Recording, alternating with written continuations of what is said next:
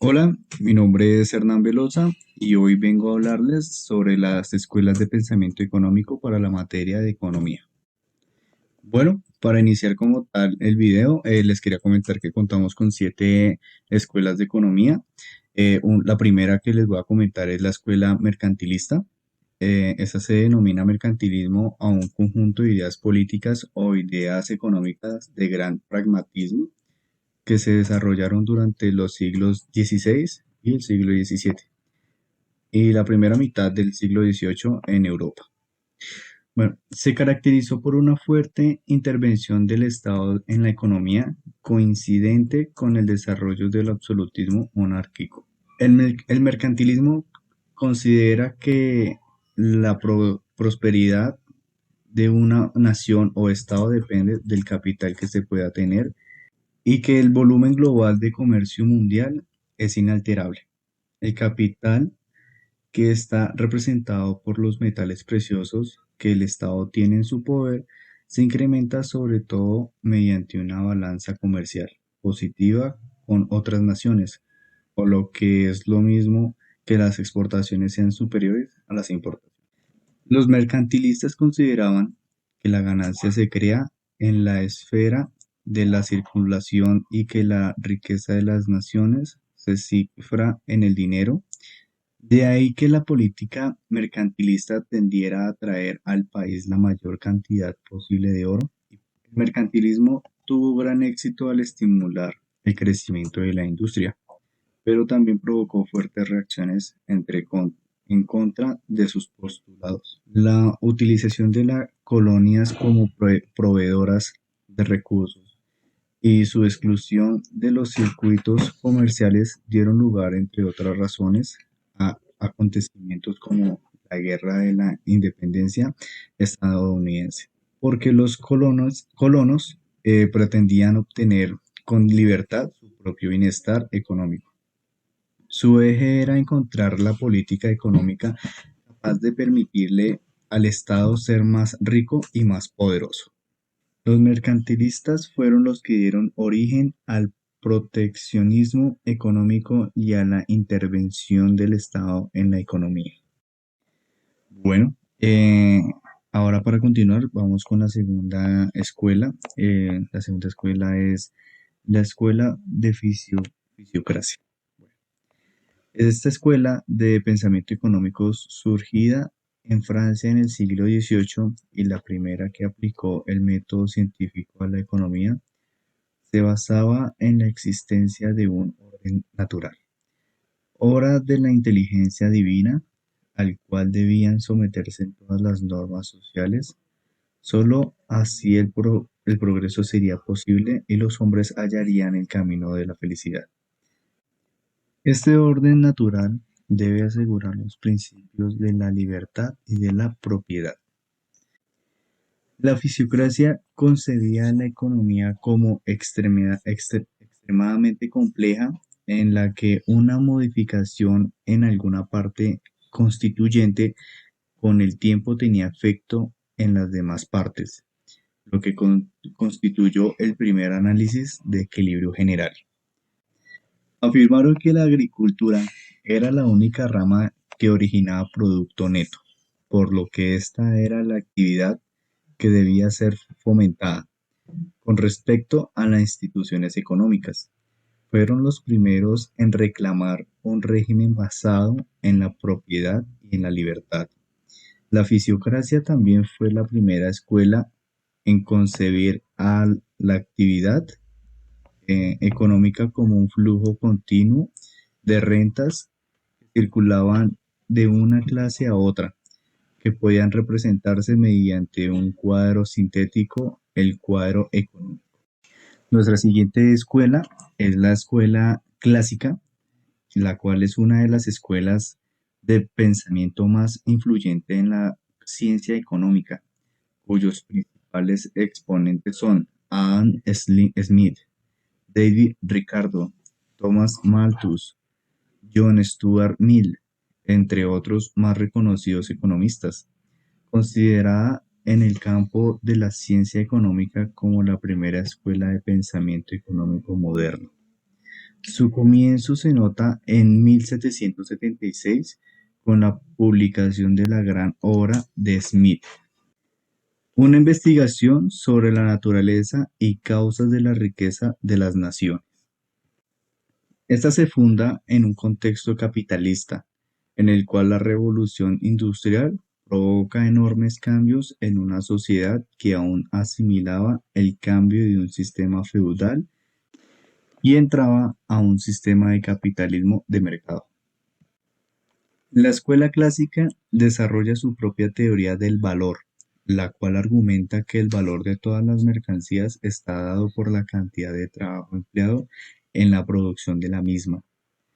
Teorías valor-trabajo. A través de esta teoría se pretende explicar la dinámica de los precios en una economía en la cual los precios de mercado a largo plazo tienen a los precios naturales por el proceso de atracción gravitatoria del mercado o en términos de Smith, debido a la mano invisible. Esta teoría busca además el establecimiento de ganancia, salario y renta natural como fundamento de los precios naturales de las mercancías.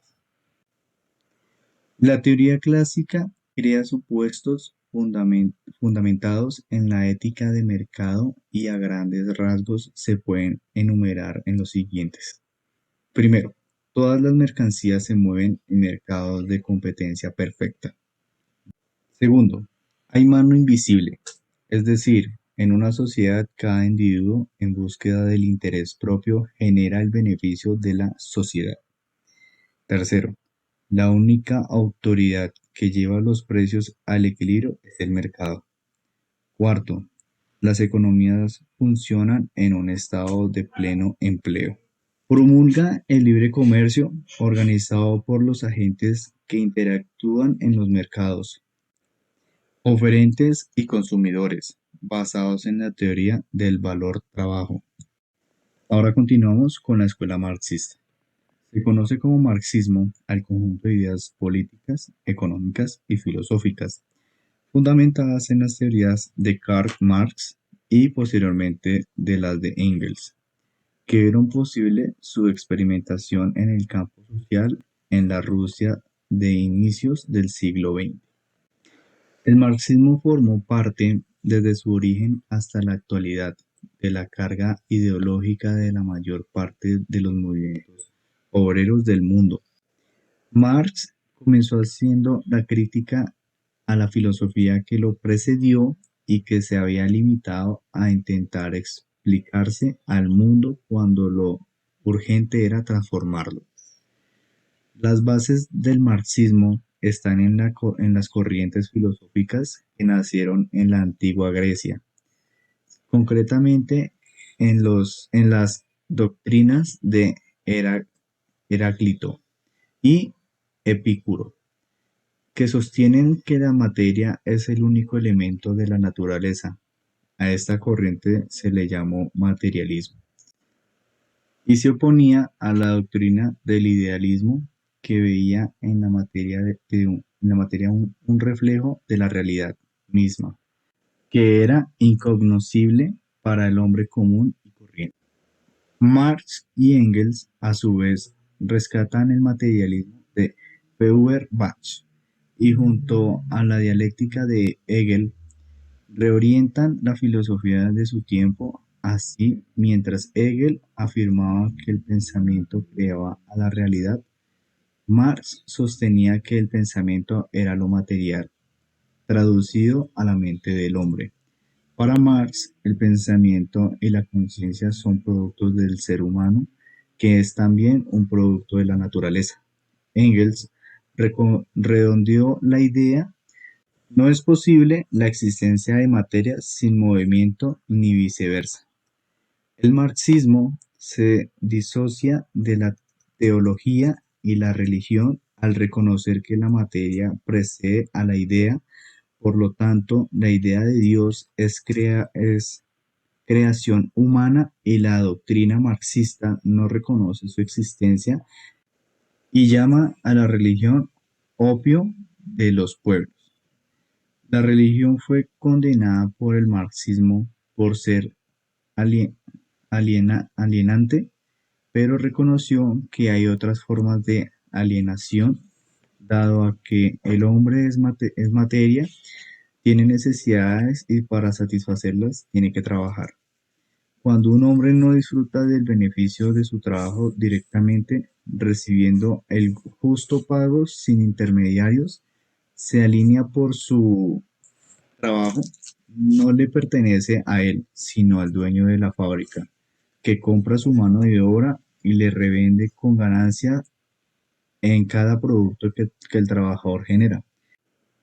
El marxismo señala que el trabajador debe emanciparse mediante la revolución. Con la formulación de la dialéctica, el marxismo intenta abarcar todos los campos de la ciencia, la vida, la historia y el mundo. Es tremendamente abstracta y profunda.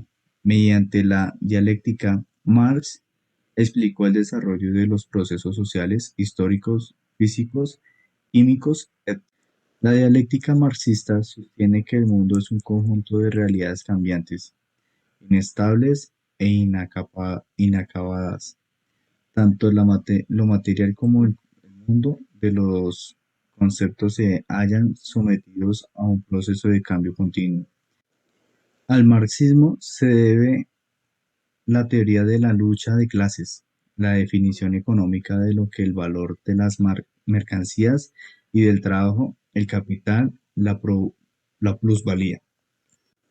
El marxismo generó los más importantes cambios en las doctrinas económicas del siglo XX y polarizó el pensamiento político y social de ese siglo, dividiéndose el mundo en dos frentes, el capitalismo y el comunismo, o socialismo de Estado, que daría como resultado la Guerra Fría. Continuamos con el marginalismo. Después de un periodo largo del poder de la economía clásica con sus grandes exponentes, surge una nueva corriente o más bien una revolución. Me refiero a la revolución marginalista, o lo que es mejor conocido como la economía moderna, donde surgen nuevos problemas, se hacen cambios en el estudio y se tienen exponentes que hacen de las matemáticas una herramienta eficaz ante los problemas de la economía de este entonces. Muchos de los problemas de los decenios de 1870 se observan en la actualidad. Se introdujeron nuevos conceptos tales como utilidad marginal, empresa, empresarios, equilibrio estático, rendimientos, precios, organización del mercado, productos, etc.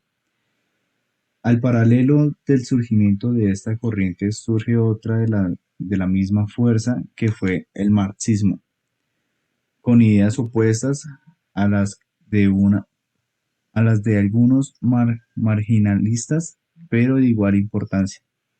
Fue una gran parte del desarrollo de la historia económica, ya que nos hace ver la importancia que tiene la microeconomía de su aplicación con las matemáticas, que fue lo en que formalizó a la ciencia económica como tal, ya que la hizo comprobable.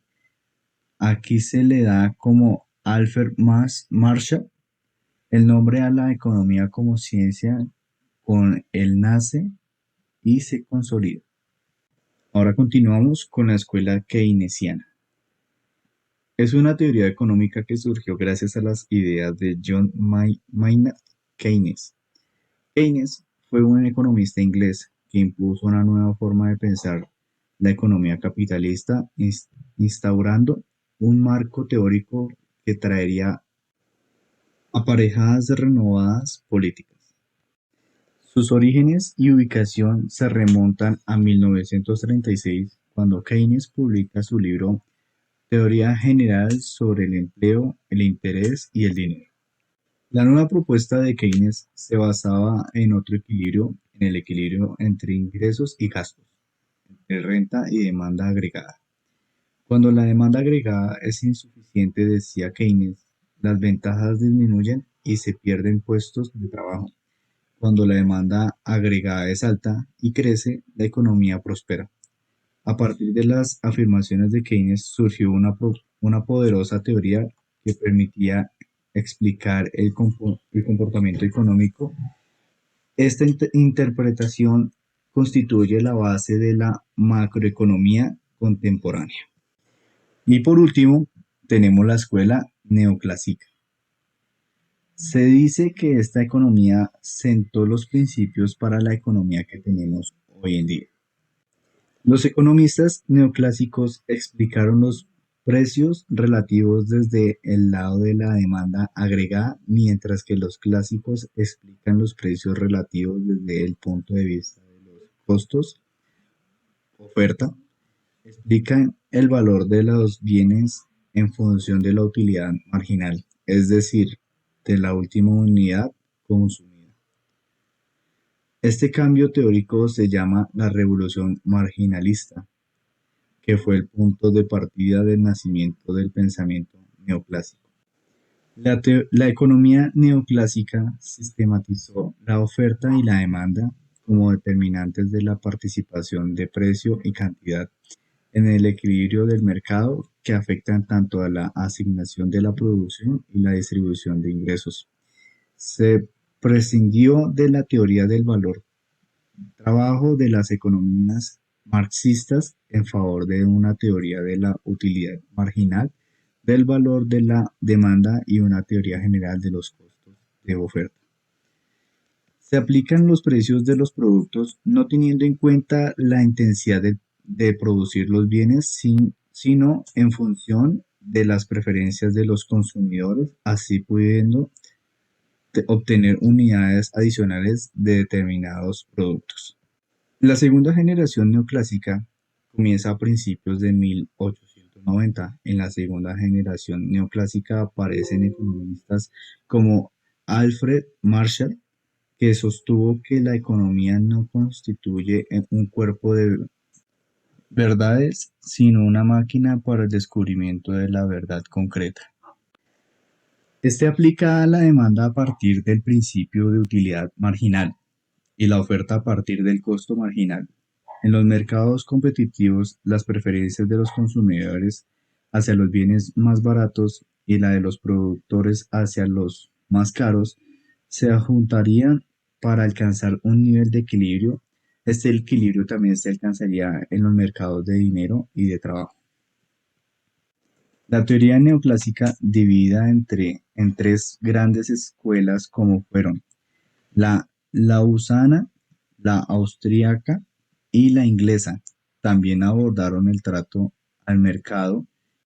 En sí, estas escuelas se centraron en el tratamiento de la economía sobre la base microeconómica con un fuerte enfoque matemático, desplegando importantes esfuerzos en torno a las teorías de productor y el consumidor, además del análisis marginalista. Para concluir, estas son las 7 escuelas de economía que hacen parte tanto de nuestra historia como nuestra vida actual y fortalecen nuestra vida económica y nuestra vida de producción y en empresa.